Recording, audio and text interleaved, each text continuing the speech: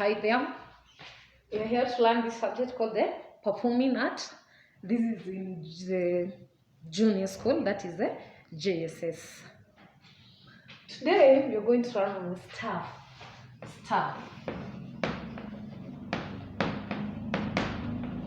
Staff. What is a staff?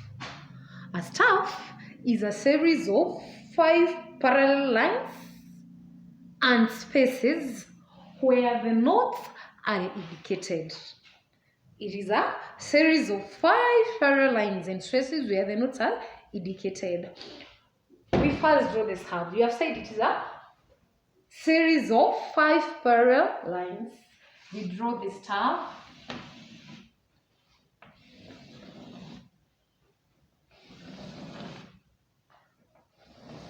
We have to be straight. Don't mind me. Ain't having a ruler. 1, 2, 3, 4, 5. This is a staff. A series of 5 parallel lines and spaces. This is what we call a staff in performing arts. When we talk about a staff, you can see we have the spaces as well as the lines.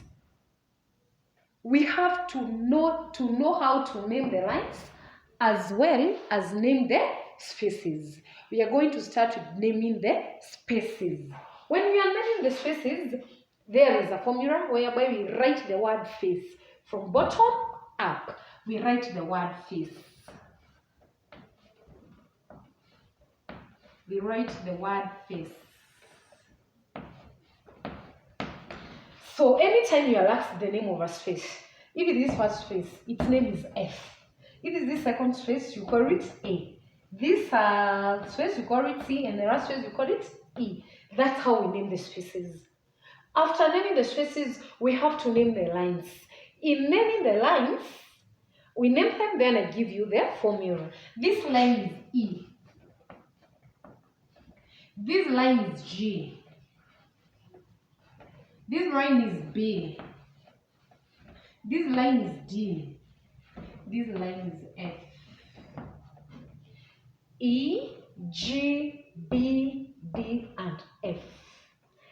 How did you know out? How do we come out with the formula? This one, we have a formula. We say every good boy deserves favor. That's how we name the lines. We have a formula. Every good boy deserves favor. So you get to know that this line is line E, line G, line B, line D, and line F. We are done with naming the staff. What you do, you just insist to your learners that naming the staffs you name from bottom up. The spaces you name from bottom up. Starting with the lowermost, the least thing there, that is the line E, and then we come to line F. That is our staff. Now in performing art as a subject, you cannot have a staff without indicating anything here. The staff cannot be open. After you have indicated your notes, you can close the staff. You close it with a bar line. You just close it with a bar line. Now starting here in JSS, we are learning about something we call the treble clef. Treble clef.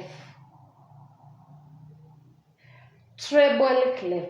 Whereby it is a clef, we indicate it at the beginning of the staff. Not in the middle, but at the beginning. This is how we draw it. Someone might not have understood it. How to draw a clef. How do we draw a clef? How do we draw a clef and indicate it in our staff? Now you have to learn on how we draw a clef. You just have your series of 5 straight lines. This is a staff. I want to show you how a clef is drawn. That is the treble clef. You count 2 lines. 1, 2. On the 3rd line, that's where you put a dot. Then you bring it down. Then up. It has to pass the top line. Then you do it like that. That is our treble clef. We do it again the last time. We bring it down there, you bring up, you bring it. That's how we draw our clef. I hope when you go to class teaching or as a learner, when you're learning this one, at least you're going to do a better clef than mine. After drawing the clefs, you have to know how to indicate the notes now. The notes which are indicated. In performing arts, we have different notes which are used. We have to know the notes which we use in high. We have the notes. We are going to start with this one. This one is called a semibreve. Semibreve. This is called a semibreve. Half of a semibreve forms a meaning. A half semibreve forms a meaning. This one forms a meaning. Half a meaning forms a crochet. Half a meaning forms a crochet. The difference between the meaning and the crochet is that the crochet is shaded inside. This is a crochet. Half the crochet forms a quiver. Half the crochet forms a quiver. It forms a quiver.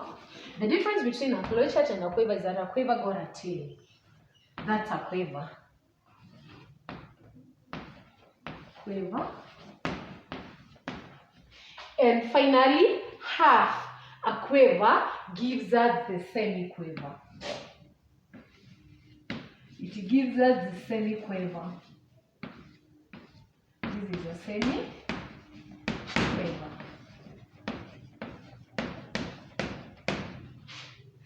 Mostly in performing art, the note that is usually used, it is the crochet. So you will find even after drawing your stuff, the notes which are used there, it is the crochet.